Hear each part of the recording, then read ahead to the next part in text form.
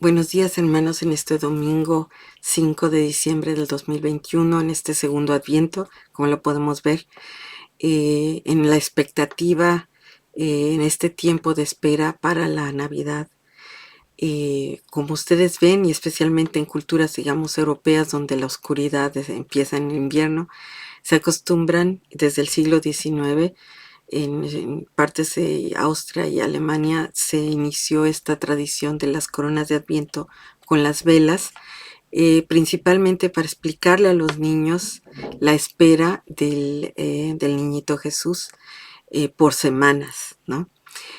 Claro que hay otros que dicen que hay tradiciones ya muy antiguas de la luz en las tinieblas y de las velas, ¿no? Si ustedes saben de un poco de la historia de, por ejemplo, de Versalles en Francia, se dice que había toda una persona que estaba dedicada completamente a llevar el conteo de el número de velas que se usaban en todo el Palacio de Versalles, porque eran unas cosas muy costosas. De acuerdo a la historia, mucha gente pobre no tenía acceso a las velas, eran un lujo y se decía o se podía comentar qué tipo de poder tenía la persona noble de acuerdo al uso de número de velas que tenía en su castillo. ¿Qué quiero decir con esto, hermanos? Que las velas siempre eran algo muy importante y se usaban extra en momentos necesarios, no simplemente de adorno, sino porque eran necesarias. Cuando no había luz eléctrica, las velas eran un símbolo de necesidad y de ser luz en las tinieblas. Y si ustedes ven en Juan y en muchos aspectos de poéticos del Antiguo Testamento, se habla siempre de ser luz en las tinieblas. La luz a través de las velas era, o del fuego, siempre ha sido un elemento simbólico de control sobre la naturaleza, pues de seguridad, ¿no? En medio de la oscuridad. Y también en el caso de la vida cristiana, también de guía en medio del caos o de presencia de Dios en medio de la oscuridad. Si ustedes ven historias de Jacob en la noche y esos encuentros semi-misteriosos, ¿no? De también la zarza ardiendo, eh, que reflejan la presencia de Dios con los que lo buscan en medio de la oscuridad. ¿Por qué hablo de esto, hermanos? Porque el Adviento como momento como semanas en las que estamos esperando la venida de Jesús son, digamos que un símbolo también de esa oscuridad espiritual, donde estamos añorando, definitivamente la palabra añorar, desear un nuevo mundo. Estamos en un mundo en el que reconocemos la oscuridad en la que vivimos, las injusticias, la pobreza, la tristeza, eh, y al mismo tiempo clamamos como el profeta Isaías y buscamos una solución. Y si ustedes se imaginan, mucho se nos olvida con la comercialización de la Navidad, se nos olvida el poder de la historia de la Navidad. Imagínense en la oscuridad a José y María buscando alojamiento. No había luces, lámparas, era todo oscuro y una mujer en peligro de dar a luz en la oscuridad sin saber bien dónde, ¿no? Em, Se nos olvida que era un mundo oscuro en el que nuestros protagonistas de la primera Navidad estaban viviendo. ¿Y por qué les conecto esto, hermanos? Porque el profeta Isaías, el texto de hoy que está en capítulo 63, del 15 al 64, 8, nos habla exactamente de ese momento, de ese clamor, de ese reconocimiento de que estamos viviendo en un mundo que no está perfecto. El reconocimiento de que estamos realmente nos sentimos abandonados, sentimos de que Dios no está presente, está la oscuridad. Y lo interesante es que en ese texto escrito en primera persona por el profeta o el editor del libro de Isaías, refleja también ese clamor que el profeta vivió en su época. Si ustedes se acuerdan, el profeta Isaías vivió en tiempos muy turbulentos, tuvo un trabajo de consejería eh, real a los reyes del el reino del sur, y al mismo tiempo sabía lo que iba a pasar. Después de haber sido un reino grande, el de Salomón, se dividió en dos, el reino después posterior en Israel, del norte y del sur, y fueron presas víctimas de los grandes imperios. El norte fue destruido por los asirios y él sabía, profeta Isaías, que el reino del sur iba a ser destruido por los babilonios. Y se fueron en diferentes momentos, hubo varios destierros y esclavitud, también se torturaron a los líderes, se les sacaron los ojos a los líderes y fueron llevados a Babilonia los jóvenes, los trabajadores, y se destruyó Jerusalén y el templo, que lógicamente para el mundo judío reflejaba el final del mundo. Era una diáspora, ya no había un centro de adoración fijo, ya no había nada fijo, eran otra vez esclavos en Babilonia. Entonces, toda esta historia que tuvo una larga trayectoria Isaías en esta época histórica, habla en un canto, en un clamor, en un poema en primera persona de algo muy personal. No es la historia de los historiadores con una mirada más distante, sino es el clamor personal de un líder informado que sabía qué es lo que estaba pasando y lo que iba a pasarle al reino de Israel del norte y del sur, y sabía también cuál iba a ser el problema para aquellos si iban a regresar. No tenían la confianza de regresar otra vez a Israel. Lógicamente nosotros con la historia tenemos el beneficio de saber que 70 años después empezaron a regresar los israelitas y viene la reconstrucción de Israel con Esdras y Nehemías.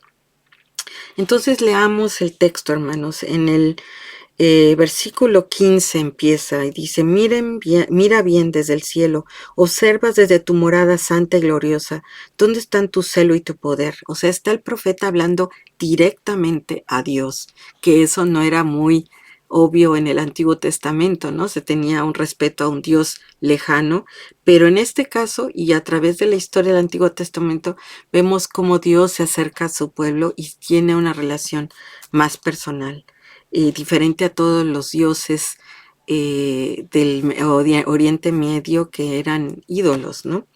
Entonces aquí clama Isaías de una forma personal. Dice: ¿dónde está tu celo y tu poder?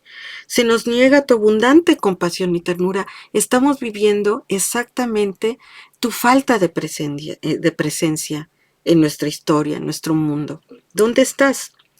Y después dice: pero tú eres nuestro Padre. Busca la seguranza, busca la confianza de saber que aunque la realidad esté en contra de todo esto, la verdad es que tú eres nuestro Padre. Aunque Abraham no nos conozca ni nos reconozca Israel, tú, Señor, eres nuestro Padre. 2 veces se repite en el texto antiguo esta oración. Tú eres nuestro Padre. Tu nombre ha sido siempre nuestro Redentor. Tu nombre ha sido siempre nuestro Salvador. Entonces son digamos que dos líneas que se conflictúan. Por un lado, clamor: ¿dónde estás, Dios? Y segundo, tú eres nuestro Salvador, tú eres nuestro Padre. Entonces hay una tensión, lógicamente, en esta historia y justamente también en nuestra vida actual, en ese momento de esperanza buscando al Mesías, buscando en la oscuridad que venga el Mesías, y por otro lado la realidad de la oscuridad, de la injusticia, de la pobreza, de las pruebas, del sufrimiento, de la falta de la presencia de Dios, emocionalmente hablando. Tu nombre ha sido siempre nuestro Redentor. Tú has siempre sido, la relación con nosotros ha sido de que tú eres nuestro Salvador. ¿Dónde estás? ¿Por qué, Señor, nos desvías de tus caminos y endureces nuestro corazón para que no te temamos? Muy interesante, porque aquí habla del texto de un profeta que también aún la duda y el desvío de los que lo seguían a él son parte del plan de Dios. Entonces, aún ahí no se pueden escapar en su sufrimiento y decir: Dios nos abandonó, sino que él dice: tú endureces nuestro corazón para que no te temamos. ¿Por qué, Señor, tú mismo nos desvías de tus caminos? Entonces, vuelve por amor a tus siervos, por las tribus que son tu herencia. Tu pueblo poseyó por un tiempo tu santuario, pero ahora lo han pisoteado nuestros enemigos. Estamos como si nunca nos hubieras gobernado, como si nunca hubiéramos llevado tu nombre. Estamos como todos los demás. No somos diferentes a los cananitas, edomitas, no somos diferentes a los babilonios y a los asirios. Estamos iguales porque parece que tú ya nos has dejado de gobernar y nos has abandonado y ya tus líneas y tus preceptos no se aplican. Ojalá rascaras los cielos y descendieras, las montañas temblarían ante ti, como cuando el fuego enciende la leña y hace que hierva el agua. Qué imagen tan fuerte. Ojalá que rasgaras el cielo y que vinieras. Ojalá esas palabras son parecidas en el texto. ¿Se acuerdan de cuando Jesús está siendo bautizado por Juan el Bautista y aparece la paloma que rasga el cielo y habla de descender el poder de Dios en Jesús? Como cuando el fuego enciende la leña y hay fuerza y hace que hierva el agua. Así darías a conocer tu nombre entre tus enemigos y a ti temblarían las naciones. ¿Por qué tu silencio? ¿Por qué no estás aquí? ¿Por qué si tú eres poderoso no bajas? Hiciste portentos inesperados cuando descendiste, ante tu presencia temblaron las montañas. Fuera de ti desde tiempo antiguo nadie ha escuchado ni percibido, ni ojo alguno ha visto a un Dios como tú, que actúa en favor de quienes en él confían. O sea, sabemos quién eres tú, Dios. Sabemos cómo trabajas, quién eres, qué haces. Sales al encuentro de los que alegres practican la justicia y recuerdan tus caminos, pero te enojas si persistimos en desviarnos de ellos. ¿Cómo podemos ser salvos? Todos somos como gente impura, todos nuestros actos de justicia son como trapos de inmundicia. Este texto es muy fuerte porque habla realmente de de las piezas de ropa de las mujeres cuando tenían su menstruación, que era en la época patriarcal lo más inmundo que se podía imaginar. Entonces, todos somos gentes impuros, todos nos marchitamos como hojas, nuestras iniquidades nos arrastran como el viento, nadie invoca tu nombre ni se esfuerza por aferrarse a ti, pues nos has dado la espalda y nos has entregado en poder de nuestras iniquidades. Entonces hay una tensión porque un lado se reconoce que la misma gente se apartó de Dios, pero por otro lado se reconoce también el texto de que Dios tiene poder y de que Él está permitiendo ese abandono de Dios mismo, del mismo Dios. Terminamos en el versículo 8 y dice, pues nos has dado la espalda y nos has entregado en poder de nuestras iniquidades. Y después en el versículo 8 lo veo como un resumen de este texto, dice, a pesar de todo, Señor, tú eres nuestro Padre. Nosotros somos el barro y tú el alfarero. Todos somos obra de tu mano. Amén. Hermanos, este texto coincide con nuestra semana del Adviento, el segundo Adviento. Y yo lo conectaría desde el punto de vista de esa espera, esa tensión de sentir, de añorar la presencia de Dios en nuestras vidas en medio del sufrimiento, de la pandemia, de la oscuridad. ¿Cómo no podemos sentir y reconocer y alabar la luz del Señor en las tinieblas sin experimentar también el sufrimiento y las tinieblas? No solo podemos reconocer la bondad y la maravilla de la luz en medio de las tinieblas, en medio de el reconocimiento de nuestra necesidad humana ante Dios. Y eso es lo que está haciendo aquí el profeta, reconociendo su necesidad de Dios en medio de las tinieblas. Y esto, digamos, hermanos, que es un tema muy importante en el Adviento, especialmente porque es también reconocer esa tensión.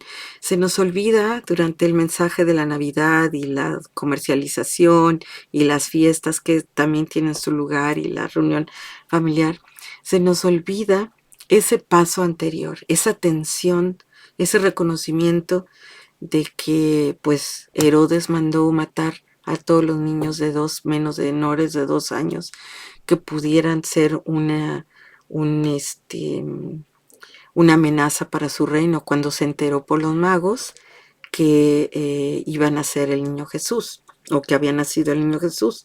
Estamos hablando de injusticias, de muerte, de tristeza, de dolor, y también, si somos honestos, de nuestras vidas privadas actualmente, de falta de trabajo, pues de problemas económicos o físicos, de salud, inseguridades, y ponerle ese reconocimiento de nuestra necesidad a Dios es un punto muy, muy importante.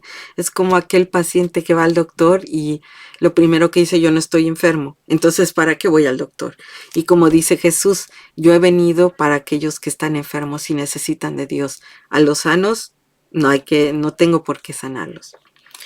Em, Hermanos, este texto tiene varios puntos importantes para nosotros en estos momentos de Adviento.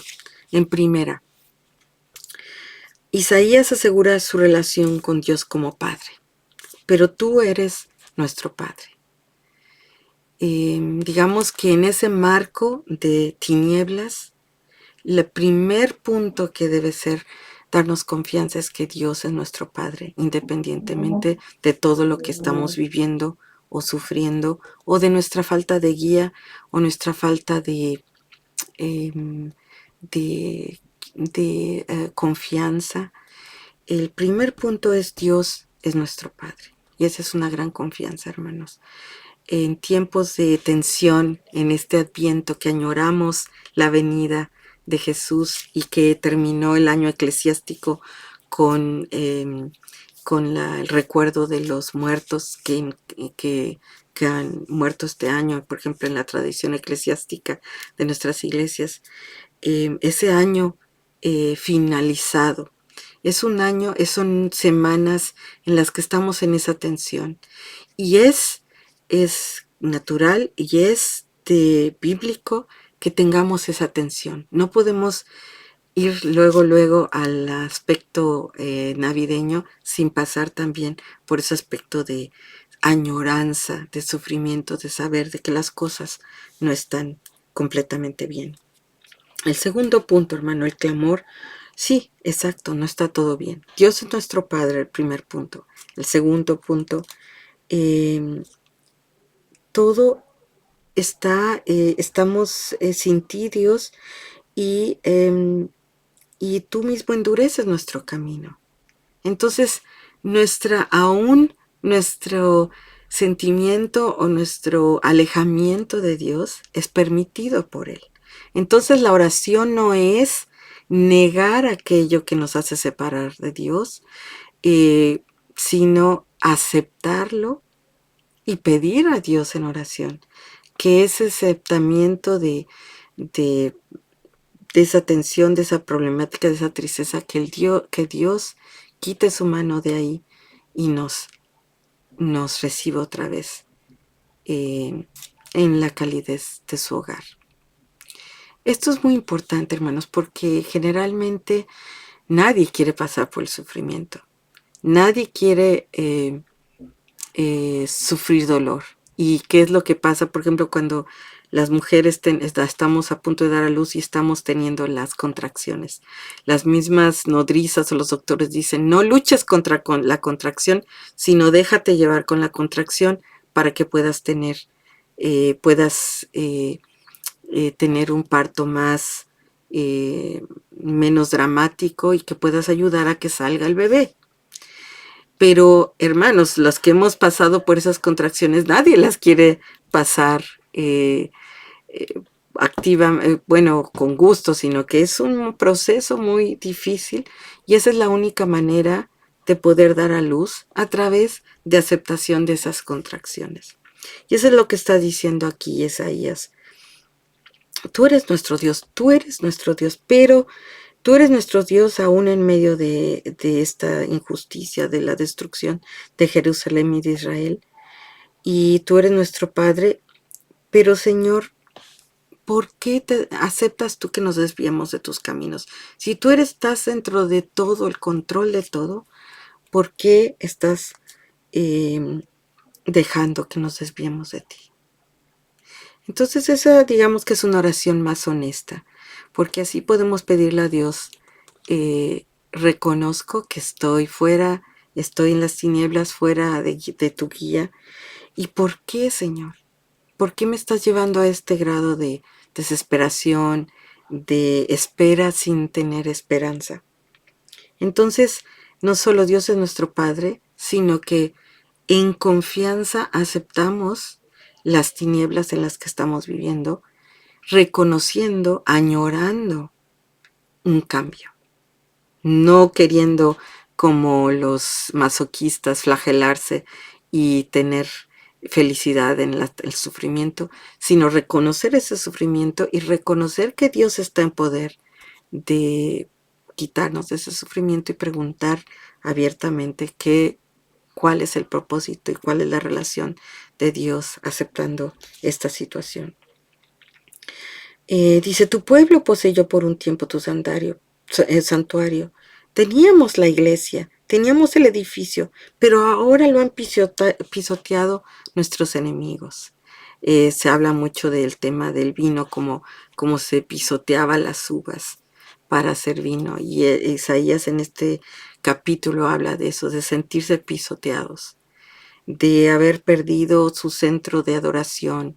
¿Cómo es que Dios quisiera que perdieran eso? ¿Cómo es que Dios aceptara y le diera el poder a los babilonios y a los asirios para destruir a su pueblo que confiaba en él? Entonces hay esa tensión. Por un lado, humanamente se habla de esa desobediencia, de esa falta de confianza en Dios, y por otro lado, se habla de esa búsqueda de confiar en Dios como Padre a pesar de los problemas. A pesar de todo, tú eres nuestro Padre.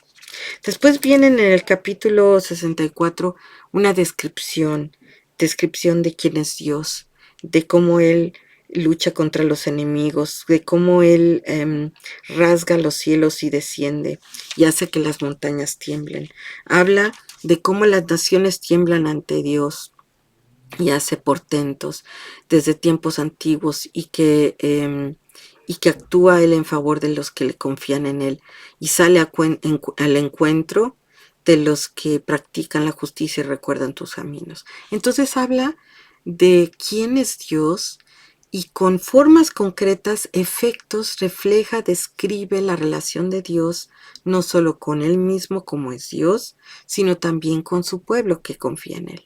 Entonces se habla en esa tensión de un momento en el futuro en el que va a haber otra vez una restauración de la relación de Dios con su pueblo. Va a haber un momento en el que otra vez alegres Dios salga al encuentro de su pueblo y lo reciba y les dé acogida. Entonces en ese tiempo de un futuro que todavía no llega y ese sufrimiento está esta tensión y después termina después de esa descripción con la confianza de que somos creación de Dios. Dice, nosotros somos el barro y tú el alfarero. Todos somos obras de tu mano, todos. Y a pesar de todo, Señor, tú eres nuestro Padre. Vuelve a repetir esa oración. Tú, a pesar de todo, tú eres nuestro Padre. Y hermanos, esto podría ser nuestra oración en estos tiempos de Adviento, en esta tensión en las que estamos todavía sufriendo en la oscuridad y también en tiempos históricos. No sabemos cuándo va a llegar la restauración total del nuevo reino, de los nuevos cielos y la nueva tierra. Pero en esta tensión, en medio del reconocimiento de la falta de justicia, de la desesperación, de las enfermedades, de la pobreza, de la destrucción, por ejemplo, de Israel por los enemigos. En medio de todo eso sabemos que Dios está en control y que Él es nuestro Padre y que Él lo está permitiendo.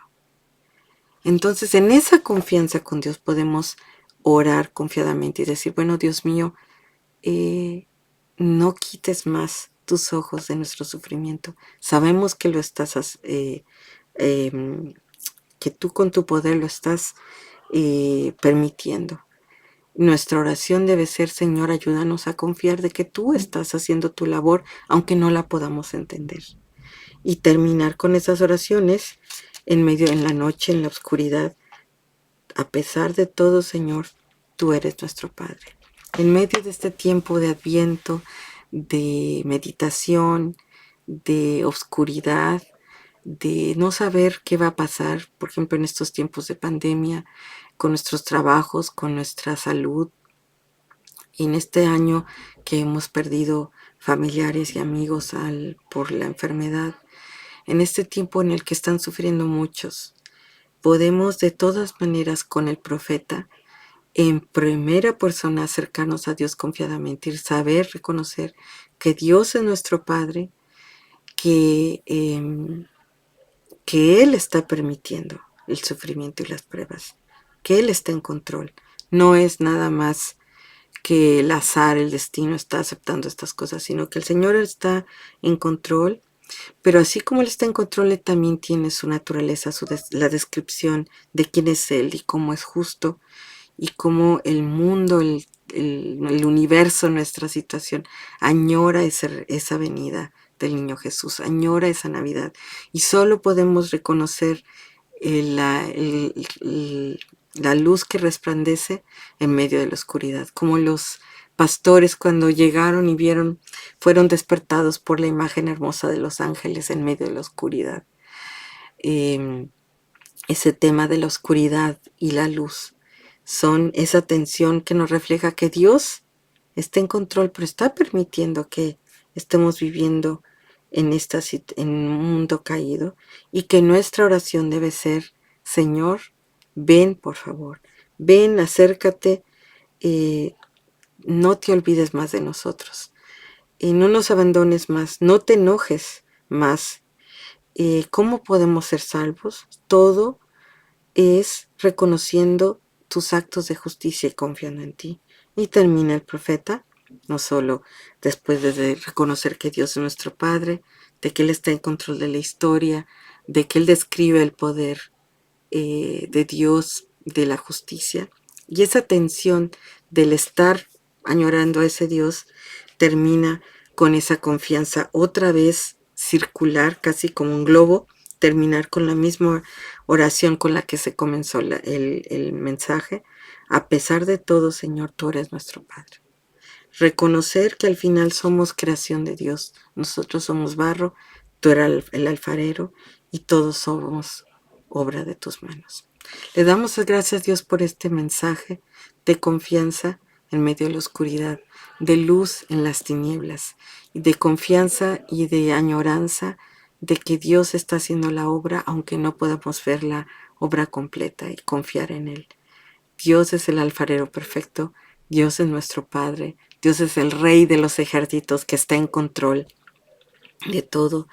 Dios es el sacerdote al que nos podemos acercar cuando estemos solos. Y Dios es aquella zarza fuerte, ardiendo, ese poder que como el fuego da luz en las tinieblas y calienta y hace hervir el agua, como dice el profeta.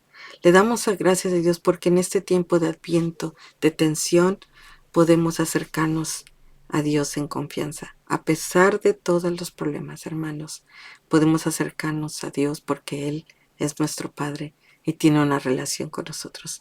Y a través de su Hijo Jesucristo, de este Mesías tan añorado, podemos decir juntos: Abba Padre. Amén.